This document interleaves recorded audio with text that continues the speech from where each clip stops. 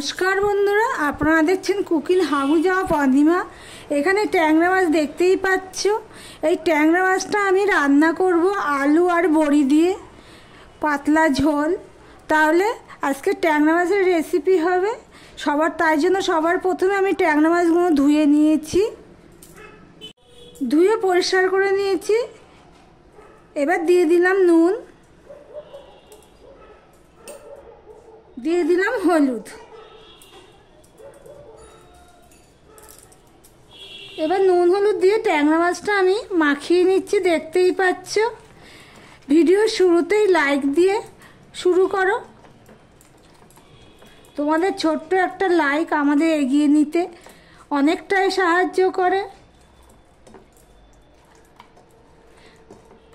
দেখো বন্ধুরা, ট্যাংরা মাছগুলো সব আমি মাখিয়ে নিলাম। এবার যাব পরের স্টেপে। এদিকে দেখো একটা কড়াই বসিয়ে দিয়েছি, কড়াইটা গরম হয়ে গেছে। এবার আমি এখানে দিয়ে দিচ্ছি সাদা তেল।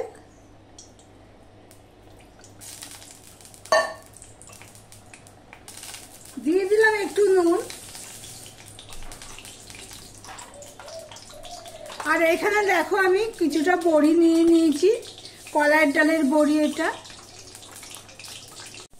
দেখো তেলটা গরম হয়ে গেছে। এবার বড়িগুলো সবার প্রথমে আমি ভেজে নেব।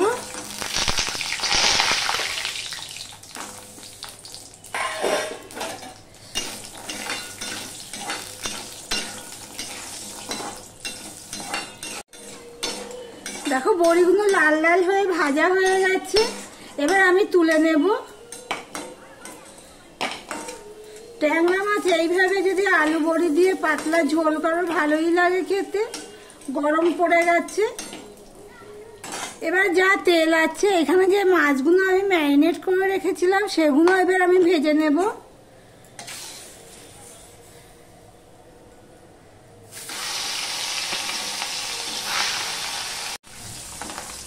ট্যাংরা মাছ না বেশি ভাজে না, এগুলো হালকা করে ভেজে নেব আমি।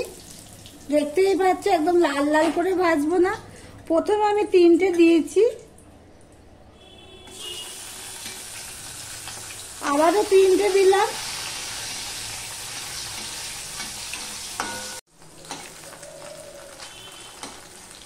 আমি এইভাবে অল্প অল্প দেওয়ার কারণ হলো দু পিঠটা জানে সমানভাবে ভাজা হয়, সেই জন্য হালকাভাবেই ভাজা হয়। এইভাবে খুন্তি দিয়ে দিয়ে আমি একটা একটা করে উল্টে দিয়েছি। আমি কিন্তু একসাথে সব মাছ দিয়ে দিতে পারতাম, কিন্তু আমি দিলাম না। ঠিক এইভাবেই আমি ভেজে নিচ্ছি। সমস্ত মাছগুলো আমার ভেজে নিয়েছি এই একইভাবে। এই বাটিটাই আমি তুলে রাখলাম। এই দেখো বন্ধুরা, দেখো কড়াইতে তেল আছে। আমি আরেকটু সর্ষের তেল দিয়ে দেব।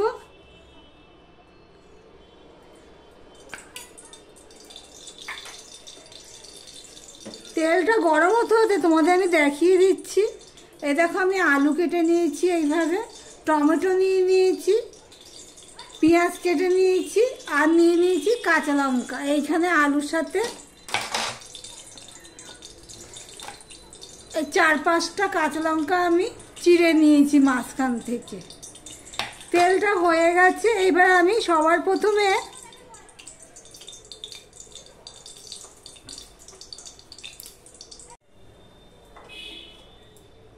অল্প একটু কালো জিরে দিয়ে দিলাম।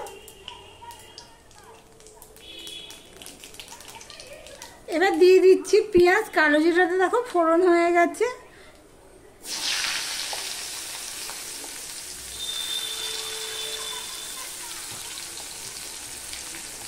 ট্যাংরা মাছ তো অনেকে অনেকভাবে রান্না করে, আমি যেভাবে রান্না করছি সেটাই তোমাদের সাথে শেয়ার করছি। পেঁয়াজটা তাড়াতাড়ি মজার জন্য আমি দিয়ে দিলাম নুন।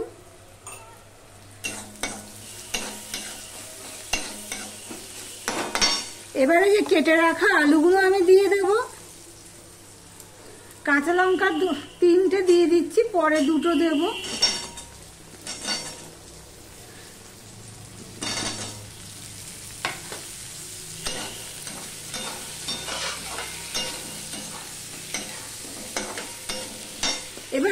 ঢাকা দিয়ে দিলাম। দেখো বন্ধুরা, পেঁয়াজটা দেখছো লাল লাল হয়ে গেছে, আলুটাও কিছুটা ভাজা হয়ে গেছে।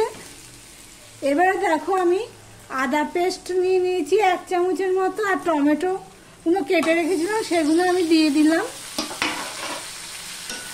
দিয়ে সম্পূর্ণটা মিশিয়ে নিয়ে আমি একটু রান্না করে নেব যতক্ষণ না টমেটোটা নরম না হচ্ছে। আর দিয়ে দিচ্ছি দেখো হলুদ, তখন আমি নুন দিয়েছি, হলুদ দিইনি, তাই আমি হলুদ দিয়ে দিলাম। হলুদটা দিয়েও আমি মিশিয়ে নিচ্ছি, দেখতেই পাচ্ছ।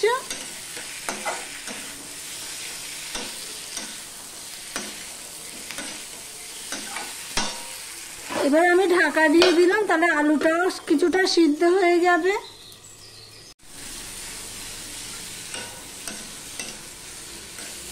দেখো টমেটোটা নরম হয়ে গেছে, এই দেখো।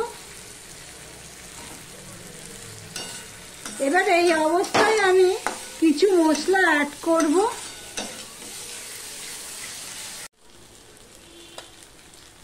আমি তখন হলুদ দিয়েছি, আর একটু হলুদ দিয়ে দিলাম। লঙ্কার গুঁড়ো দিলাম 1 চামচ, ধনের গুঁড়ো দিলাম 1 চামচ উঁচু উঁচু, আর জিরের গুঁড়োও দিলাম 1 চামচ উঁচু উঁচু। মশলাটা কষানোর জন্য আমি একটু জল দিয়ে দিচ্ছি। সম্পূর্ণটা মিশিয়ে নিয়ে আমি মশলাটা ভালো করে কষিয়ে নেব। দেখতে থাকো বন্ধুরা।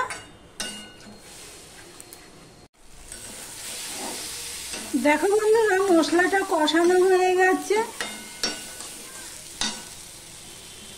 এবার আমি পরিমাণ মতন জল দিয়ে দিচ্ছি।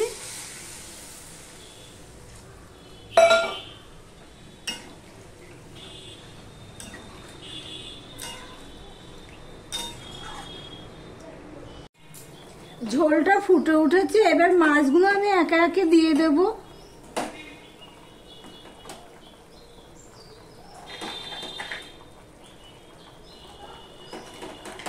আমার ভিডিওটি যদি ভালো লেগে থাকে প্লিজ লাইক কমেন্ট শেয়ার করে দিও। আর যারা নতুন বন্ধু ভিডিওটি দেখছো সাবস্ক্রাইব করোনি, তাদেরকে বলবো সাবস্ক্রাইব করে পাশে থাকার জন্য। আমি মাছ ভাজা আর বড়ি ভাজাগুলো সব আমি দিয়ে দিলাম, দেখতেই পেলে তোমাদের সাথে কথা বলতে বলতে। এবার আমি 5 মিনিট ফুটিয়ে নেব, ঢাকা দিয়েই ফুটিয়ে নেব মিডিয়াম ফ্লেমে। দেখো বন্ধুরা, এখানে 2টো কাঁচা লঙ্কা দিয়ে দিয়েছি, সেটা দেওয়ার সময় ভিডিওটা তোলা হয়নি। এবার দিয়ে দিচ্ছি ধনেপাতা কুচি। আমি 5 মিনিট ফুটিয়ে নেওয়ার পরে আমি গ্যাসের ফ্লেমটা ছোট করে দিয়েছি, সিম করে দিয়েছি। দিয়ে ঝোলের সাথে আমি একটুখানি এটা মিশিয়ে দিলাম, দিয়ে আমি 1 মিনিটের মতন ফুটিয়ে নেব।